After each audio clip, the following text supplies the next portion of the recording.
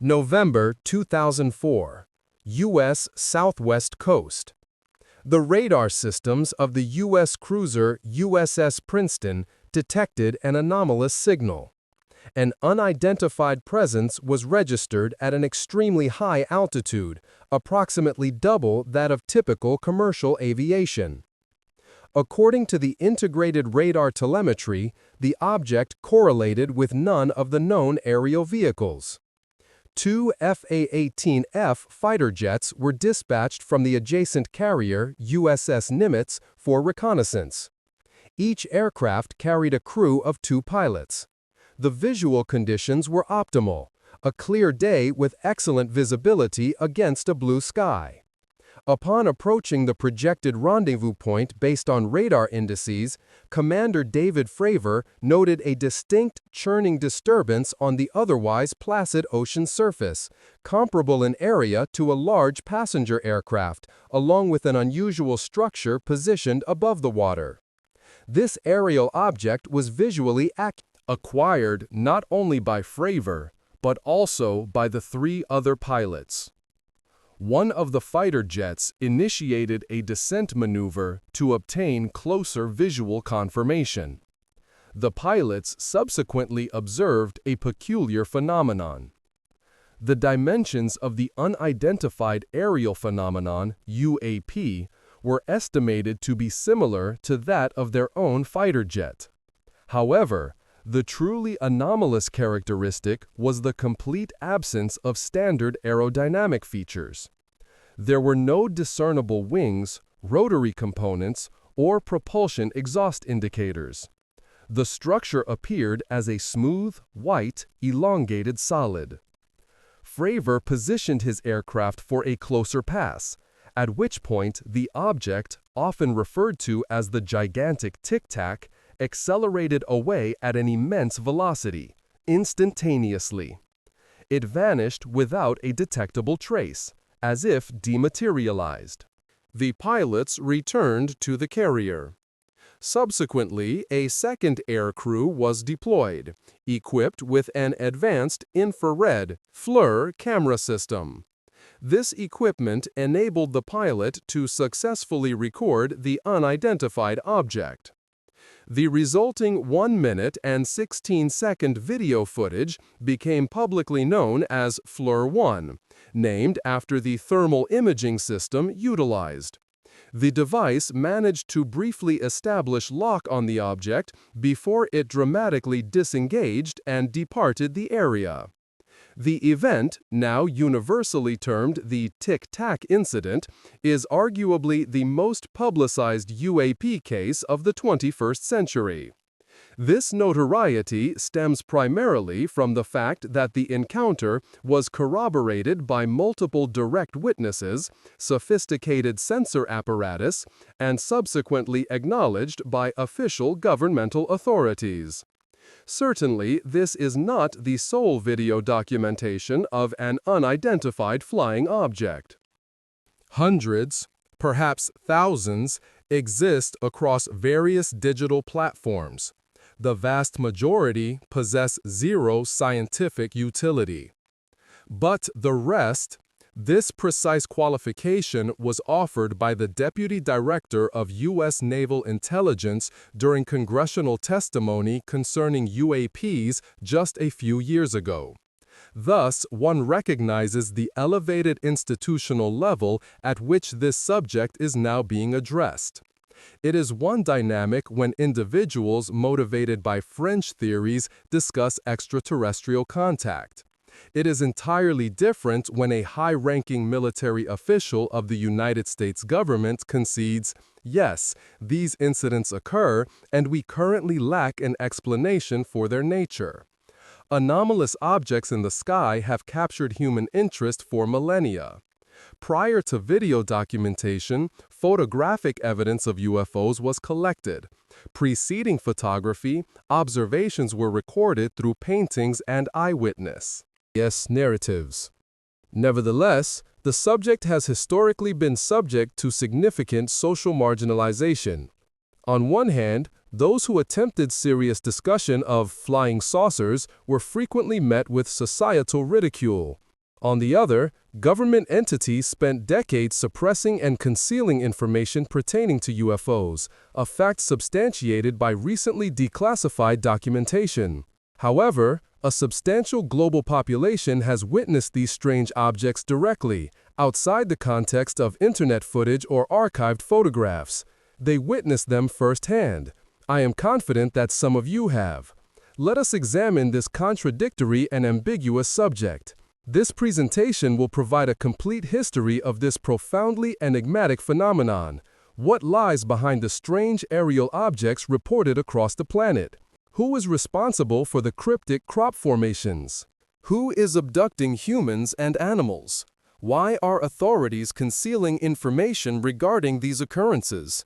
And ultimately, are we alone in the universe? Florida, California, Louisiana. Let us immediately address the two primary questions of universal interest. Do unidentified flying objects, UFOs, exist? 100% yes. Historically, the acronym UFO has become synonymous with flying saucers, little green men, and related cultural artifacts. However, UFO literally denotes precisely what the abbreviation represents: an unidentified flying object, an aerial phenomenon that remains unidentified. It may potentially be identified later, or perhaps never, due to insufficient data from witnesses or instrumentation. The second primary question: do civilizations and intelligent life forms exist beyond Earth? With extremely high probability, yes. This assertion is not merely mine. It is supported by mathematics, which distinctly favors the existence of extraterrestrials. Let us quantify this together. 8 major planets orbit the star named Sol, accompanied by several hundred satellites, comets, and asteroids. This assemblage constitutes what we define as the solar system. The solar system is merely a minuscule component of the immense galaxy known as the Milky Way. Astronomers estimate that this galaxy alone contains between 100 and 400 billion stars. The Milky Way, along with several other galaxies, forms a small segment of a vast structure termed a supercluster. This supercluster encompasses hundreds of thousands of other galaxies. This specific supercluster is integrated into an even larger complex, which is comprised of approximately 60 superclusters. In short, the universe is so astronomically vast that the potential quantity of planets capable of sustaining life and intelligent beings equals this colossal figure multiplied by a massive factor. While these calculations are theoretical, it is improbable that anyone, upon reflection, would conclude that terrestrial life forms are so singular as to be the sole living entities among thousands of trillions of potential permutations. Emerging from the questions regarding the existence of UFOs and extraterrestrials is a third, which will be our main focus today. Could non-terrestrial civilizations be responsible for even a minor fraction of the numerous reported UFO incidents on our planet? And what accounts for the remaining incidents? Before we proceed, it is crucial to state 2 additional points. The subject of UFOs and alien presence carries a degree of religious fervor, in the sense that for many, it is fundamentally a question of belief. People generally divide into 2 distinct groups. One group is unequivocally certain that these incidents involve extraterrestrial civilizations, or, at minimum, classified terrestrial technologies. The other group seeks any conventional and straightforward explanation, even for events that demonstrably challenge the limits of human knowledge and the known laws of physics. In this video, I will not advocate for one side or the other. I will rely on the data, what we know and can explain, and what we do not know and cannot explain. We will then examine the existing hypotheses. The majority of the incidents we review will be connected to the United States of America. There are several reasons for this, and one is as follows. This clip is compelling not so much for what the individual says, but for who he is. This is U.S. President Jimmy Carter. Unidentified flying objects, UFOs, have been discussed in the United States by presidents, high-ranking officials, scientists, military personnel, and a vast number of ordinary citizens who witnessed the phenomena or were simply interested in the subject. Consequently, we possess an immense volume of data specifically pertaining to the U.S. By data, I mean eyewitness accounts, documents, photographs, video recordings, archives of newspapers, television programs, and other sources of information. Only a large quantity of data permits the formation of well-reasoned conclusions. This does not imply that UFO incidents did not occur outside the U.S.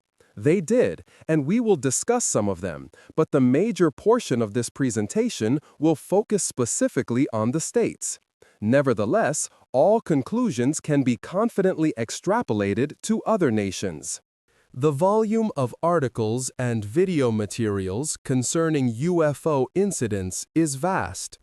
The volume of articles and materials debunking these incidents is slightly smaller, but also substantial. However, examining each individual case in isolation, removed from its historical context, is not entirely appropriate.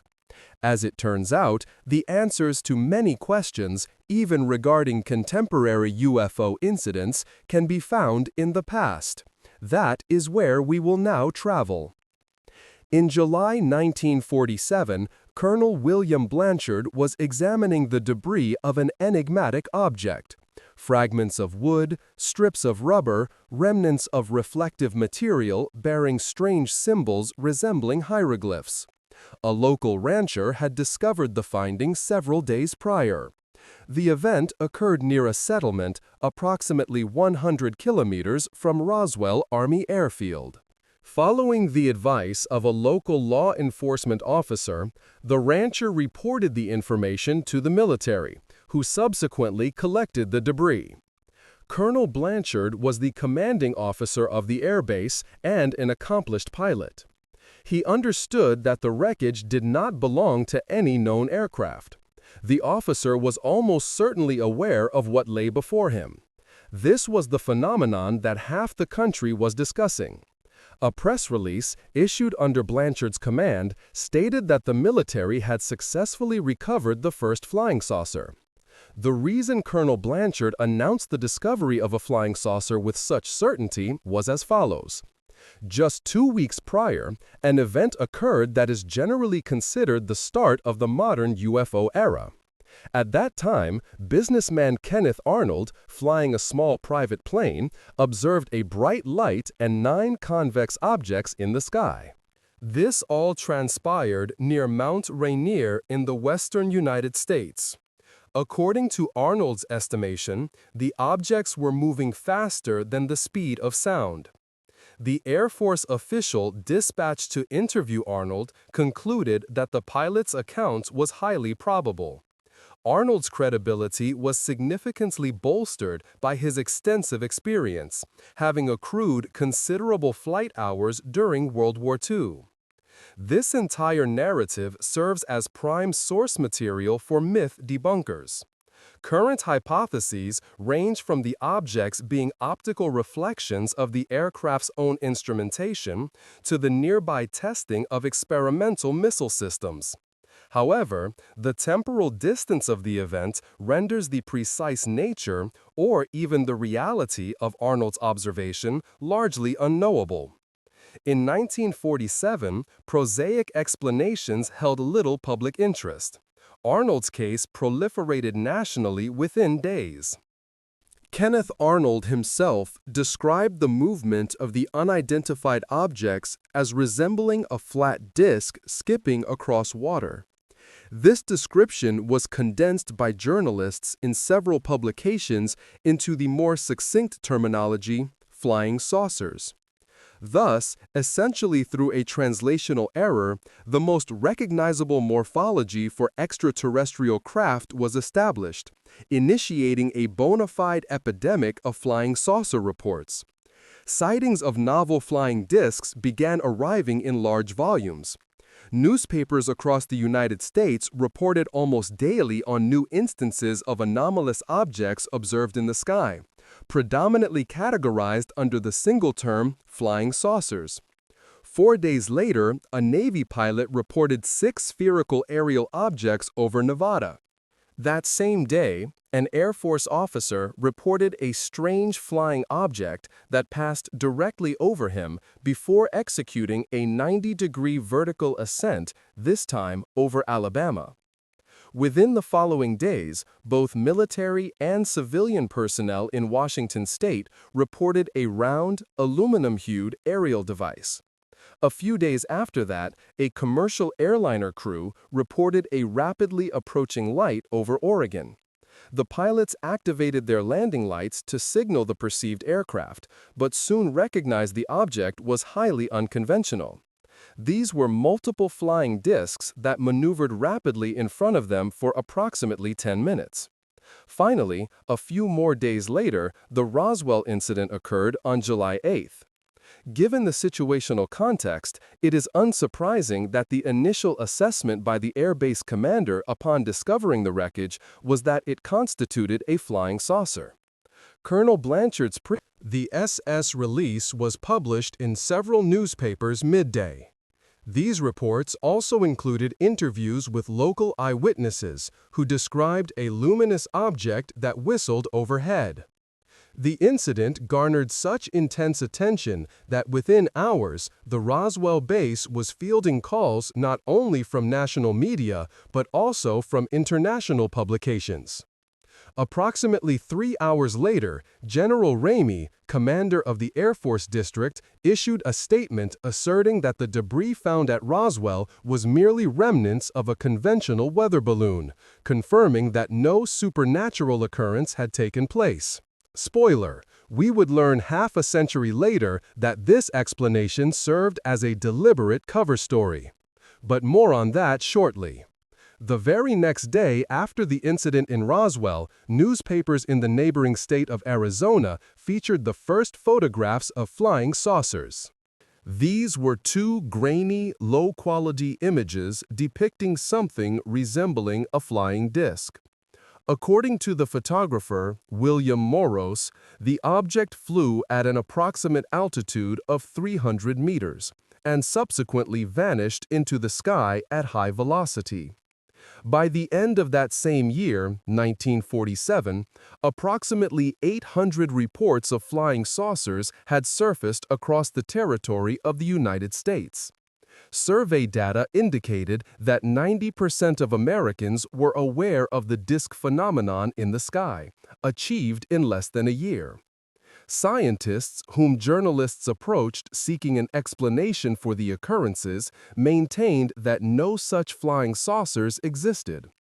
Astronomer Gordon Atwater asserted to Time magazine that such aerial vehicles were impossible, proposing that the true cause of the numerous incidents lay in natural phenomena and mass hypnosis. Let us pause here. Some undoubtedly have a logical question. The reason for the mass reports of disks in 47 is ostensibly understood. But there were incidents preceding this, and indeed they occurred. People have reported strange luminescence and objects in the sky across various centuries. One theory posits that the biblical account of the prophet Ezekiel and the wheels is nothing less than a report of a flying disc. Suspicious details in paintings, narratives, and legends exist. However, all of this is challenging to consider seriously due to a deficiency of factually documented evidence.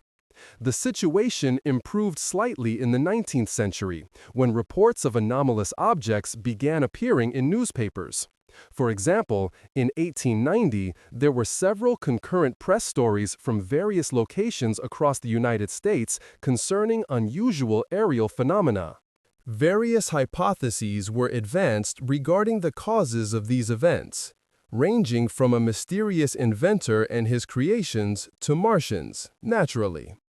Nevertheless, no photographs, debris, or other forms of confirmation were ever discovered, leading journalists themselves to conclude that the stories were most likely fabricated. Truly compelling events began to materialize during World War II. Primarily American aviators reported strange incidents in the skies over Europe during 1944 and 1945. In most cases, pilots described luminous white spheres that appeared near the wing or behind the aircraft. These unusual objects tracked the aviators and executed sometimes impossible maneuvers. On the ground, the accounts of the airmen were mostly attributed to fatigue, exhaustion, or food poisoning. However, given that these occurrences numbered far more than one or two, the phenomenon acquired a specialized designation: Foo Fighters. The term roughly translates into Russian as "some kind of fighters." Thus, Foo Fighters refer to those very objects which, a few years later, would begin to be labeled as flying saucers. The first reports featuring airmen's accounts reached the newspapers in 1945. Scientists, commenting on these occurrences, suggested they were instances of St. Elmo's fire, an intriguing atmospheric phenomenon primarily generated during thunderstorms. These luminous discharges typically manifested on elevated structures, poles, ship masts, or aircraft wings. However, pilots responding to these hypotheses asserted that they were familiar with the appearance of St. Elmo. Elmo's fire and the observed objects were distinctly different. Regardless, reports of the Foo Fighters diminished significantly after the conclusion of the war, giving rise to another hypothesis regarding the incidents: that they were, purportedly, experimental German weaponry. Officially, however, all cases were attributed to mass hallucinations. This explanation would likely have satisfied American authorities had the events that transpired over the skies of the states in '47 not occurred. Initially, public officials appeared to publicly disregard the events. Nevertheless, by year's end, the frequency of these incidents escalated to a level that made them impossible to overlook. The primary concern for military strategists was certainly not extraterrestrial civilizations, but rather the potential deployment of a superweapon by a strategic adversary, the foremost of which was rapidly undoing the Soviet Union. In fact, the institutional reaction within the highest echelons of U.S. government in '47 is highly illuminating. It provides crucial insight into the subsequent 70 years of unidentified flying object (UFO) incidents. Many Americans were convinced that the authorities were concealing information. But the challenge lies in the fact that one can conceal not only knowledge but also the absence of knowledge. By the end of '47, investigations into the incidents were being conducted by the FBI and the Army Air Forces. Their efforts primarily consisted of interviewing and vetting witnesses. Crucially, almost no other substantive data existed. Of several hundred saucer incidents, only a few yielded any wreckage, which, notably, did not arouse suspicion among investigators. Additionally, there were 2 grainy photographic strips depicting a flying disc. However, the inherent quality of the photographs themselves precluded any definitive conclusions. In essence, the government itself lacked certainty regarding the nature of the objects. Yet, governmental authority relies upon credibility. Simply stating publicly that objects are flying, but that we do not know what they are, diminishes that authority. Another complicating factor was the interagency misunderstanding within the nation. The FBI and the Air Force were independent entities.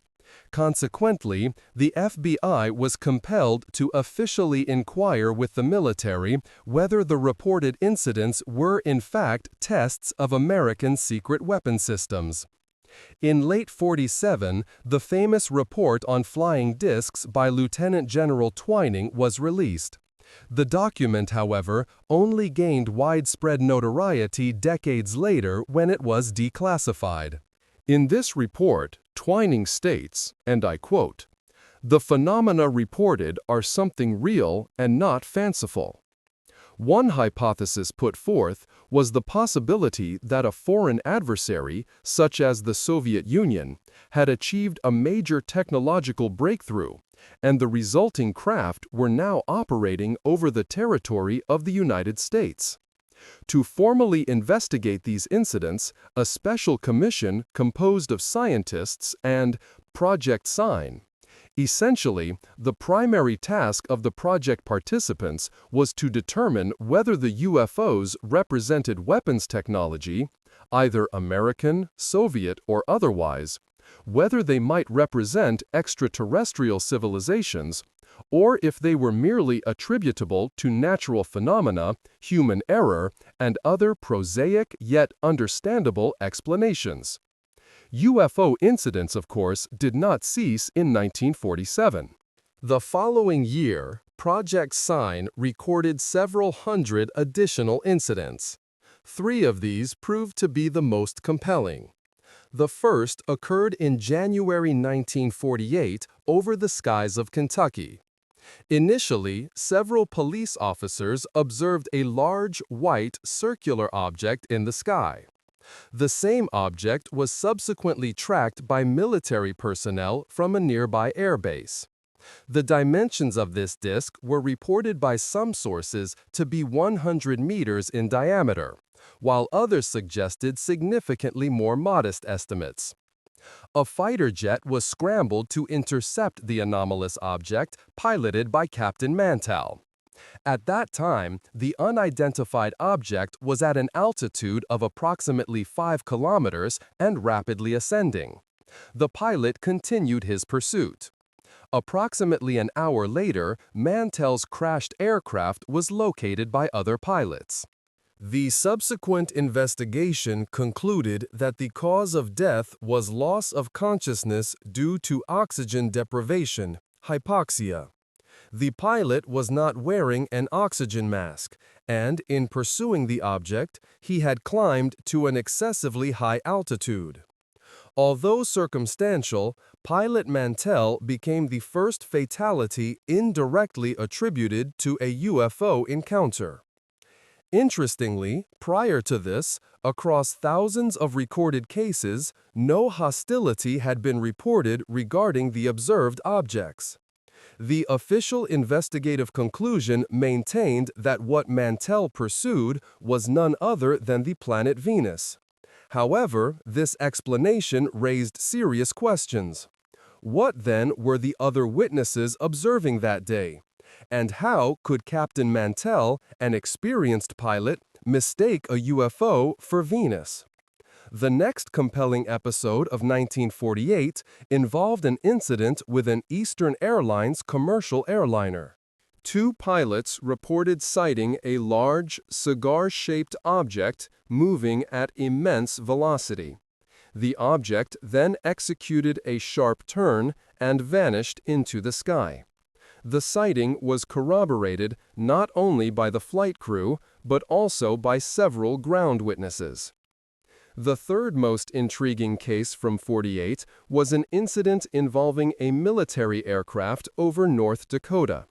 Pilots pursued an unusual white sphere that evaded them at high speed while performing extraordinary maneuvers. The subsequent Board of Inquiry determined that the pilots had actually observed a weather balloon or the planet Jupiter. The air crews themselves expressed vigorous disagreement with these findings. One further incident that merits mention occurred within German territory. This case is notable because it marked the first instance of a UFO being corroborated by radar detection. The hundreds of cases reported in 1948 could be categorized by the morphology of the observed UFOs: disks, elongated torpedoes, and spheres. Witnesses frequently reported that some of these objects exhibited actions that suggested that no known aircraft was capable of executing. For instance, they altered their trajectories, descended, or ascended, covering kilometers in mere seconds. If a human were situated inside such an aerial vehicle during these maneuvers, the resultant G-forces would simply pulverize their skeleton. The findings of Project Sign were largely unsatisfactory to the military. Essentially, the Commission asserted that in the majority of cases, the unidentified aerial phenomena, UAPs, were attributable to natural phenomena, weather balloons, or other conventional aircraft. A portion of the incidents were also ascribed to human error. Yet, in approximately 20% of the cases, specialists concluded that the true cause remained inexplicable. That is, insufficient data prevented them from assigning these events to any specific category or determining if the objects posed a threat. The hypothesis that these were superweapons belonging to other nations was deemed improbable by Project Sign participants, as this would necessitate an unimaginable level of technological sophistication coupled with an even more astonishing degree of operational security to design such devices in complete secrecy. Intriguingly, some members of the Commission leaned toward the hypothesis that certain incidents might involve extraterrestrial civilizations. The findings of Project Sign were classified for many years, and the specialist team was disbanded. In their place, the U.S. Air Force assembled a new commission designated Project Grudge. This entire sequence of commission changes fundamentally indicated one reality. Authorities did not understand the phenomena they were confronting, and they certainly did not want the average American citizen to be aware of it. Initially, high-ranking Air Force officials attempted either to deny or suppress most reports concerning the saucers. However, due to the sheer volume of incidents, press coverage proliferated exponentially. It is important to note, though, that the majority of the material about the saucers was printed by less reputable publications such as the New York Times or the Washington Post. They appeared in magazines titled The Unknown, Popular Detective, Incredible, and other cheap informational entertainment media outlets. Frequently, when journalists from these outlets attempted to interview incident witnesses, they were surprised to discover that official agency representatives had already visited the eyewitnesses. It was thus evident that, non-publicly, authorities were intensely invested in understanding the aerial phenomena occurring within their airspace. Gradually, the Air Force decided to launch a media counteroffensive. They released several articles in major publications where journalists and experts, including Nobel laureates, debunked the flying saucers. They offered readily comprehensible explanations, such as Venus, meteor showers, human error, and so forth. The media campaign achieved the opposite effect. Americans became even more invested in the subject of aerial objects. Due to perceived inconsistencies in the official explanations, they increasingly gravitated toward alternative hypotheses. Popular conspiratorial theories included extraterrestrials, Soviet superweapons, or superweapons developed by the Americans themselves. And here is the noteworthy point. What were then labeled as conspiratorial theories in the late 1940s and early 1950s were, in fact, entirely viable working hypotheses for the specialists operating within the classified governmental effort, Project Grudge. Scientists seriously considered similar hypotheses. They performed mathematical computations comparable to those we utilized earlier in this segment and concluded that the probability of extraterrestrial civilization existing beyond Earth is substantial. The primary constraint of this hypothesis was the prerequisite of an astonishing level of technological advancement, difficult to conceptualize then and arguably still difficult today, necessary for intergalactic, let alone intergalactic transit. Project Grudge's investigative methodology was significantly more structured than that of its predecessor, Project Sign.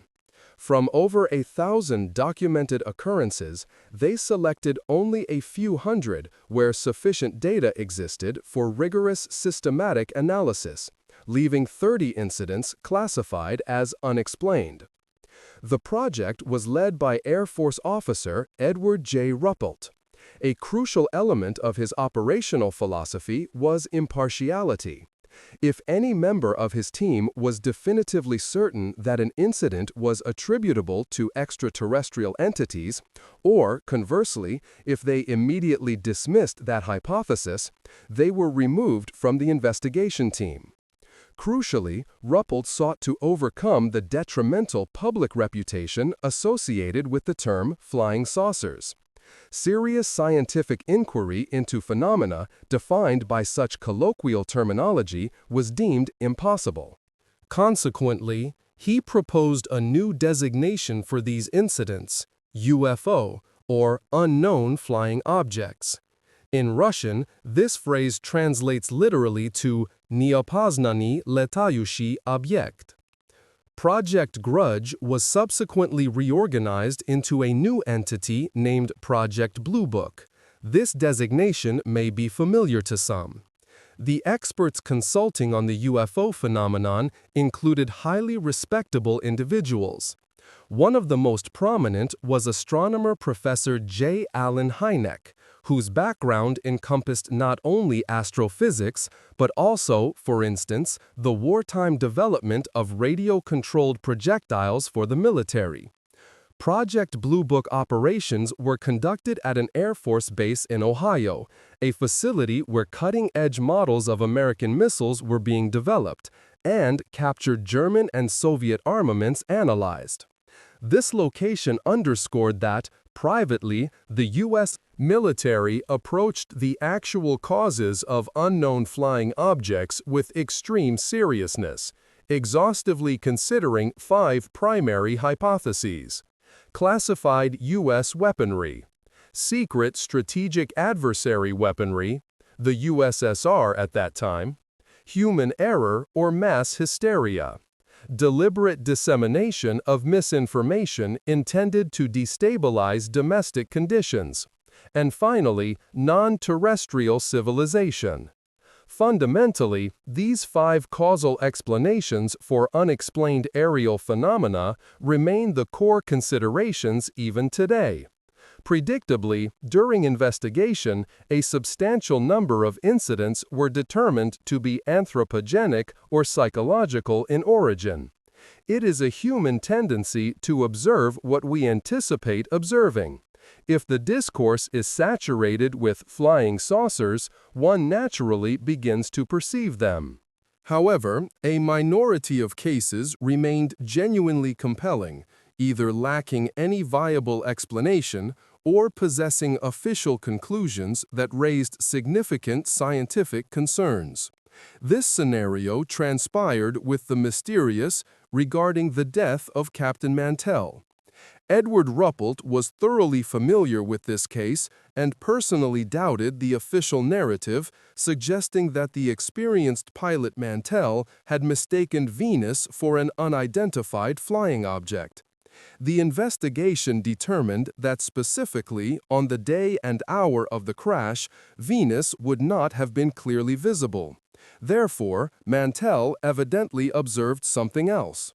Ruppelt and his team pursued the testimonies of other witnesses who indicated the object was not merely spherical, but rather resembled the shape of an ice cream cone.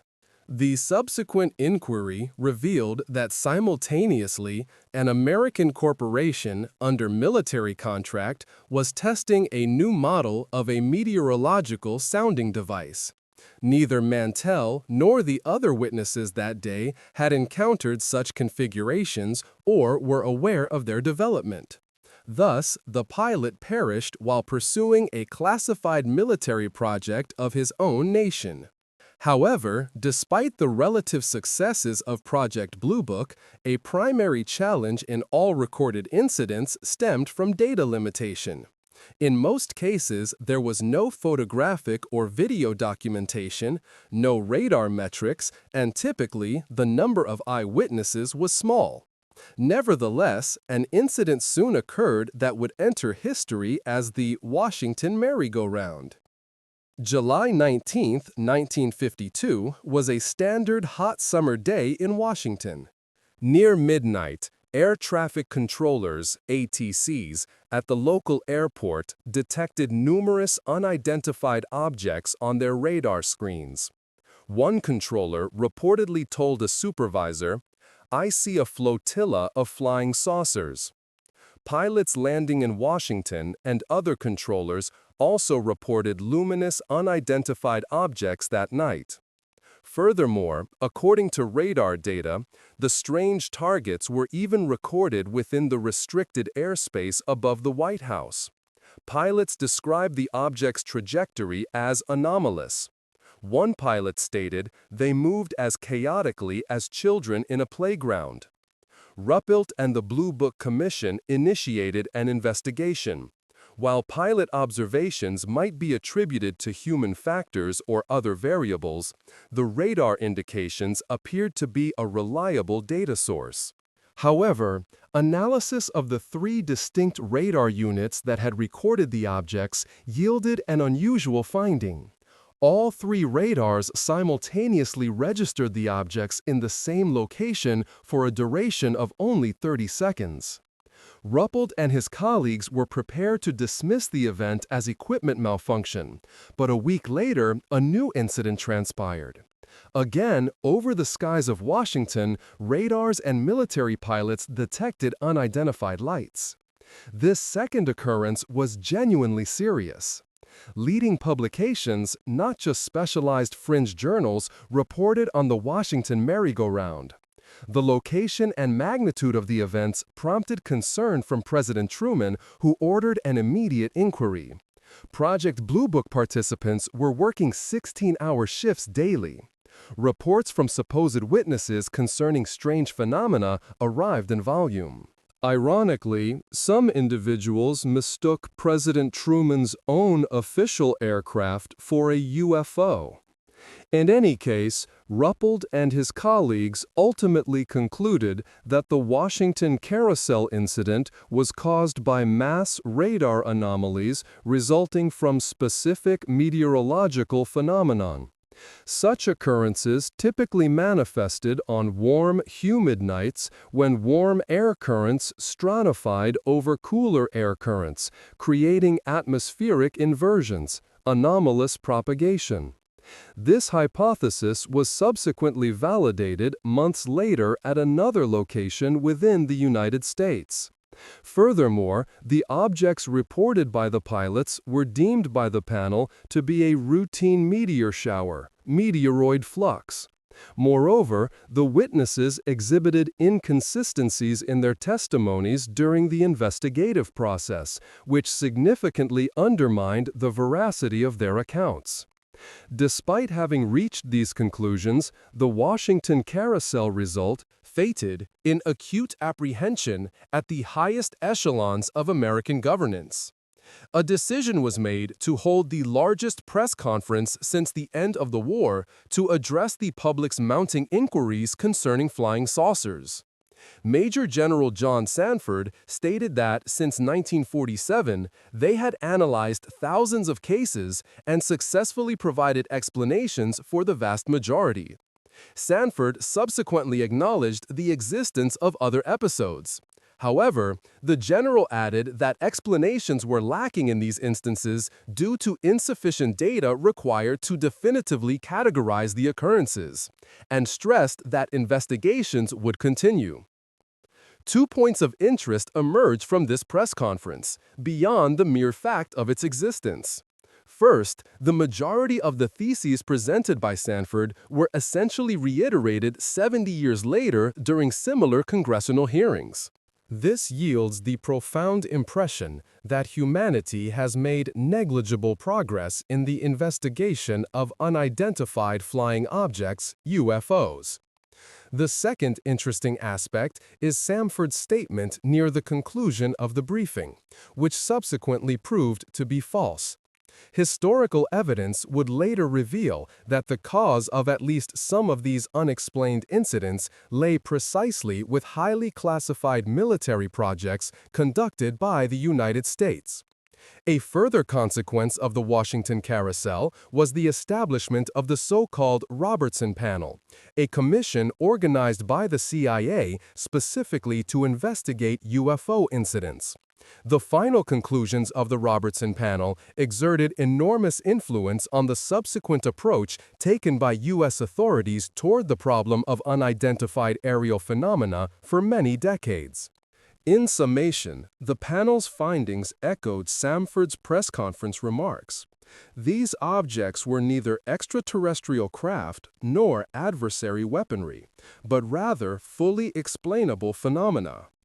Critically, the members of the Robertson panel leaned toward the belief that the true threat posed by UFOs was not the phenomena themselves, but the potential public panic that these reports might generate. Consequently, they resolved to aggressively promote the public debunking of all reported incidents within the media landscape.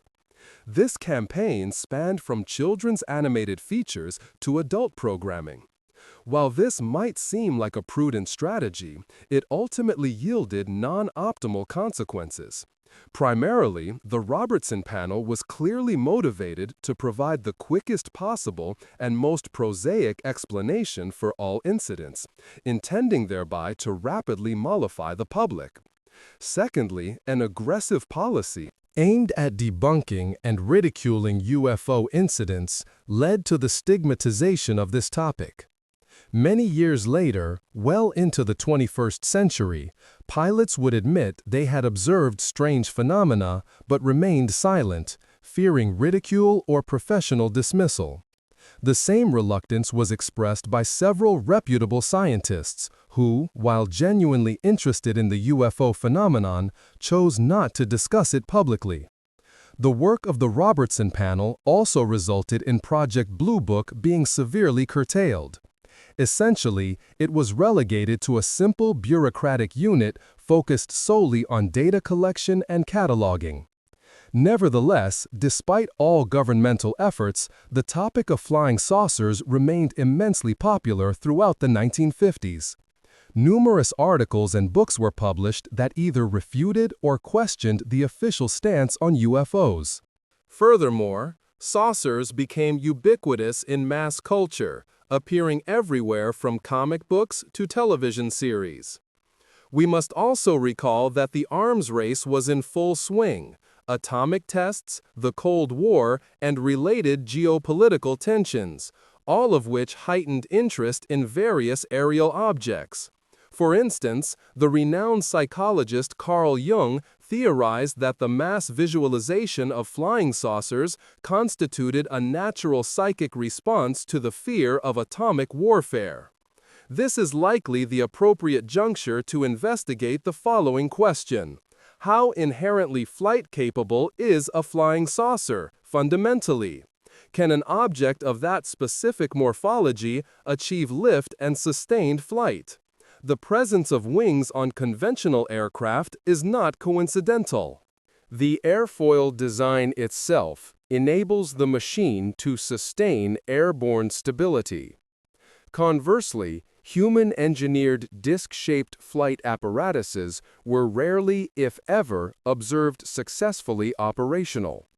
This is because such experimental prototypes invariably resulted in failure. In the late 1940s, a Canadian designer named Frost proposed such a model to the U.S. Air Force, which agreed to provide project support. Theoretically, the concept held merit. Conventional aircraft require airfields for takeoff, and air bases are potentially primary targets for strategic adversaries. Therefore, having an aircraft capable of vertical takeoff and landing, VTOL, was highly desirable. Ultimately, approximately 10 years of development were required to conclusively determine that the project was not viable.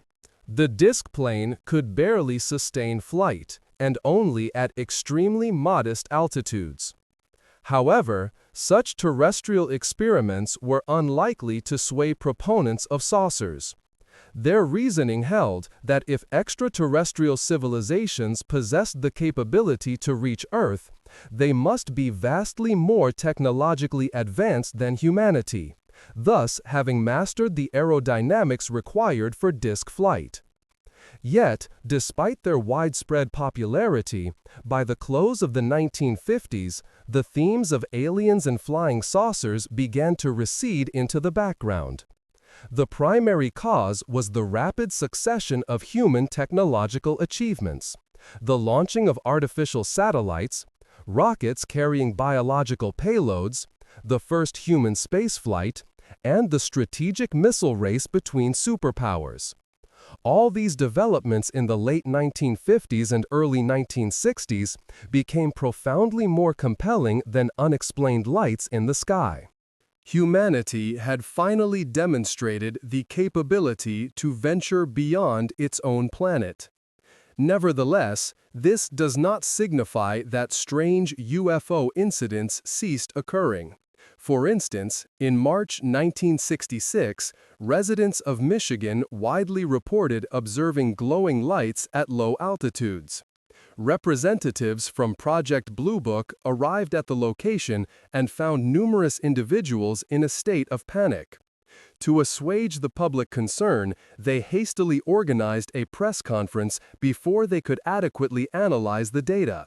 Professor Hike stated at the conference that the phenomena observed in Michigan were caused by the Moon, Venus, and swamp gas.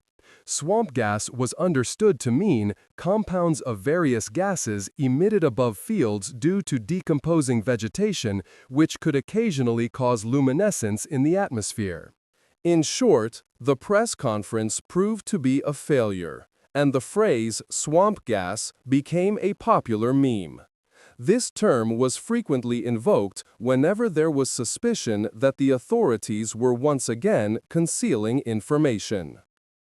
The first congressional hearings regarding UFO phenomena also took place in the 1960s. However, no new information was disclosed during these sessions. Ultimately, Congress would not reconvene on this subject for more than 50 years. In the early 1970s, Project Blue Book was officially terminated, signaling the end of the golden age of formalized UFO investigations, commissions, hearings, and associated governmental activities. The decline of coherent scientific discourse regarding unidentified flying objects was not solely attributable to American governmental authorities. Proponents of the extraterrestrial hypothesis also made a significant contribution. Reports were no longer limited merely to craft sightings.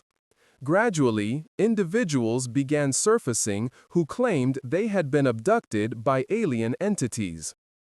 Steven Spielberg's famous film, Close Encounters of the Third Kind, derived its name intentionally. The originator of this conceptual framework was the astronomer J. Allen Hynek, whom we have previously referenced. When he was initially recruited in the 1940s to investigate the first incidents, he was not focused on the UFO topic and maintained a generally skeptical disposition toward reports of flying saucers. Nevertheless, over the ensuing decades, Hynek gradually shifted to the opposing viewpoint. In the 1970s, he published a book that openly criticized the Air Force, USAF, accusing them of suppression and asserting that UFO incidents merited serious attention. In that same volume, he provided a detailed classification system for human contact with anomalous aerial objects. Third-degree contacts specifically denoted direct encounters between eyewitnesses and extraterrestrial entities. Stories of this nature began to emerge en masse during the 1960s and 1970s. They generally adhered to a common narrative structure. This scenario is best illustrated by the case of Barney and Betty Hill. In 1961, they were driving home through mountainous terrain in New Hampshire. According to the couple's testimony, they were abducted by extraterrestrials at that time. Throughout their journey, they were trailed by a bright approaching light. Eventually, Betty was able to discern rows of windows. The couple abruptly stopped their vehicle. Barney exited and advanced toward the saucer-shaped flying apparatus. When he peered inside, humanoids, he screamed and ran back to his car, attempting to flee. However, a strange sonic signal suddenly sounded within the vehicle. The next thing the couple consciously registered was that they were sitting inside their own home. In subsequent sessions with a psychologist, they recalled the humanoids showing them celestial charts, their craft, and speaking in English. In short, the narrative is familiar. Unlike unidentified aerial phenomena, UAP, the accounts of so-called contactees are difficult to analyze seriously, primarily because, apart from their narratives, there is no corroborating evidence. No photographic data, no physical fragments. Moreover, these stories, in the overwhelming majority of cases, fail even a basic logical consistency test. Firstly, not a single individual who allegedly encountered extraterrestrials thought to pilfer even a minimal physical sample for empirical proof. Secondly, the descriptions of the aliens' appearance provided by these contactees strongly suggest they are products of subjective imagination.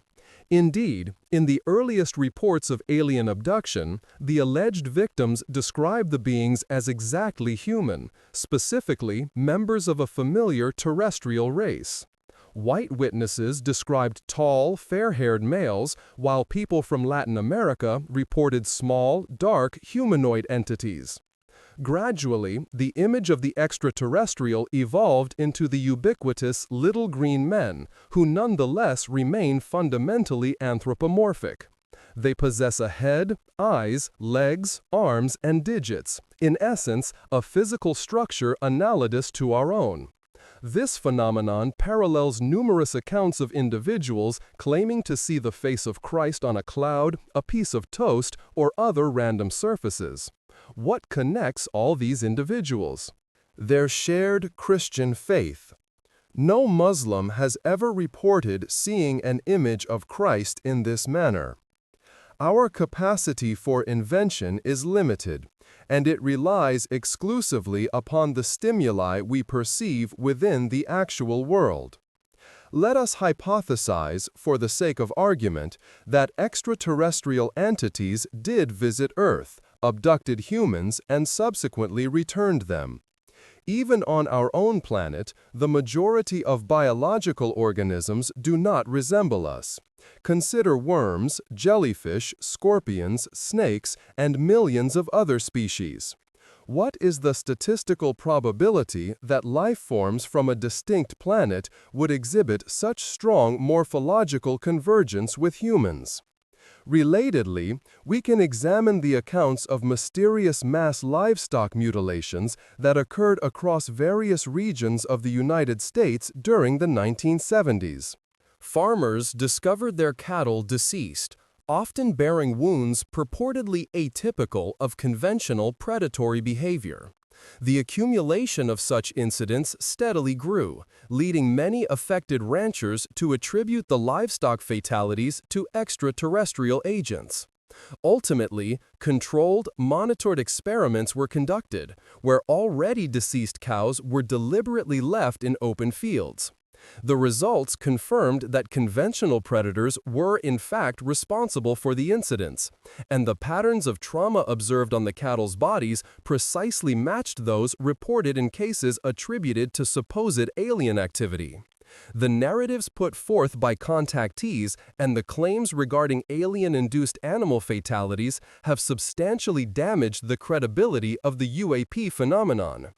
Conventionally, believing in the existence of UFOs automatically implied belief in little green men and other associate attributed concepts. However, we now recognize that unidentified flying objects, UFOs, represent a distinctly separate category. Unidentified aerial phenomena, UAPs, have been reported on every continent across the globe. Each nation possesses its own highly publicized incidents reports. In France, this includes the 1981 case involving farmer Renato Nicolai, where an alleged saucer landed on his property. In Costa Rica, the 1971 incident is widely regarded as the most famous photographic evidence of a UFO. In Iran, the notable Tehran incident occurred when a pilot observed a massive white object in the sky. Numerous individuals across various countries are convinced that their governments are concealing the full truth about these incidents, or at least partial facts. The case of the United States seems to corroborate this assumption, given that decades after the events, we finally learned the verifiable details regarding some of them. A striking example of a mysterious incident whose true facts emerged many years later is the famous Roswell event. Recall that authorities initially declared they had recovered debris from a flying saucer, only to abruptly change the official explanation to the wreckage of an atmospheric sounder. The cover-up was somewhat successful. The incident was largely forgotten for nearly 30 years. However, in the 1980s, journalists released sensational material. One of the key participants, Officer Marcel, claimed that the recovered material was definitively not a weather balloon, but rather a crashed aerial vehicle. The popularity of the Roswell incident immediately skyrocketed. For many adherents of conspiracy theories, it became symbolic of governmental secrecy. It was only in the mid-1990s that the U.S. Air Force published a definitive report asserting that the true cause of the events at Roswell was a secret program designated Project Mogul. These were high-altitude surveillance balloons designed to monitor Soviet atomic tests. The project failed but remained classified for a period, after which it simply became non-noteworthy. Only in the mid-90s was it publicly linked to the Roswell crash. Did this official explanation satisfy all proponents of the conspiracy theories? Certainly not. In 1995, the notorious footage allegedly showing the autopsy of extraterrestrials recovered immediately after the Roswell crash surfaced. For many Americans, this video served as definitive proof of the incident's extraterrestrial nature, though the video was later conclusively proven to be a staged hoax filmed for the Fox television channel. Another salient example of long-delayed disclosure involves the so-called Area 51. This highly classified base and testing facility was established in Nevada during the mid-50s, but its existence was unknown to the public at the time. It remained an entirely top-secret location. In 1959, several American astronomers were conducting space research. Their primary objective was to determine the potential for life on other planets. Unexpectedly, they detected a signal emanating from a flying craft operating at an altitude twice that of conventional aircraft. For a period, scientists hypothesized that they might have detected an aerial object originating from other planets. What was ultimately revealed? The object was the United States' classified U-2 reconnaissance aircraft, capable of operating at extreme altitudes. This aircraft was engineered specifically within the confines of Area 51. Concurrently with the commencement of its test flights, reports of UFOs in that region sharply escalated. Following the events in Roswell and the U-2 incident, we are reminded once again of the quote from General Samford's press conference. Authorities confirmed the mere existence of Area 51 only a couple of decades ago. Many believe that extraterrestrials are held there and subjected to experimentation. Based on this historical context, we can assert with reasonable confidence that the authorities are concealing something there, though it is highly improbable that the concealment involves extraterrestrial beings. It is more likely some new form of weapon technology about which we may learn in 50 years, if we learn anything at all. And now, finally, we arrive at the 21st century, a period when video recording capability is ubiquitous. Over the past decades, tons of video footage depicting anomalous aerial objects have surfaced. However, as I stated at the outset, comprehensive analysis requires robust data, and the greater the volume of data, the better. How was the video captured? Under what specific circumstances? Were the objects concurrently registered by other instrumentation, such as radar systems? What was the quantity of witnesses and what were their detailed descriptions? Finally, what is the level of authenticity of the footage itself? All these inquiries drastically narrow the scope of potential explanations. However, the most compelling cases remain. In 2017, several video segments surfaced online, which would become known as the Pentagon UFO videos. 3 clips were released accompanying a New York Times article detailing a classified Pentagon division dedicated to investigating UFO incidents. The article itself generated considerable controversy, primarily due to the fact that serious governmental structures were engaged in UAP study and were utilizing taxpayer funds for this purpose. Nevertheless, if we delve into the history, as we have already done, this information does not appear quite so shocking. Governmental projects dedicated to researching UFOs have existed for decades. Furthermore, as the article revealed, the funding allocated was not prohibitively substantial. Far more intriguing was the nature of the findings by the Commission. This is precisely where the video data emerged. Significantly, the Pentagon confirmed that the recordings were authentic and were captured by military aviators while on duty. That is, they were not fabricated. Moreover, we know the locations and specific circumstances under which the recordings were made. The first clip, FLIR 1, was shown at the very beginning. The second clip was captured in 2014 as U.S. Air Force pilots pursued an anomalous object off the nation's eastern seaboard. Approximately 1 year later, in the same general operational area, a pilot detected another unusual object that appeared to be traveling at incredible velocity. And these are not the only videos that surfaced following the Pentagon's investigation into UAPs. All of this led to those first congressional hearings in 50 years. During these hearings, several well-known videos were officially rationalized. For example, the footage featuring the flying triangle. It was revealed that this was merely a specific refraction of light passing through a night vision device and captured by the camera system. The videos from 2014 and 2015 also received thoroughly rational explanations. They were potentially birds or atmospheric phenomena, recorded by a new and likely improperly calibrated system of radars and cameras. The context is that the aircraft and the aircraft carrier that documented these segments had undergone recent systems upgrades at that time. Consequently, the object in this video is not actually moving at extreme velocities, it is only an optical illusion.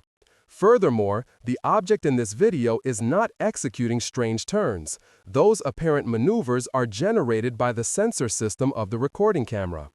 But what remains truly anomalous is the 2004 incident, the case with which we began. We currently possess no official determination as to its origin. Arguably, the most prominent American debunker of UAP incidents, Mick West, posits that the video actually captured a civilian aircraft flying in the same airspace at the time, and that the pilot visually observed a balloon target.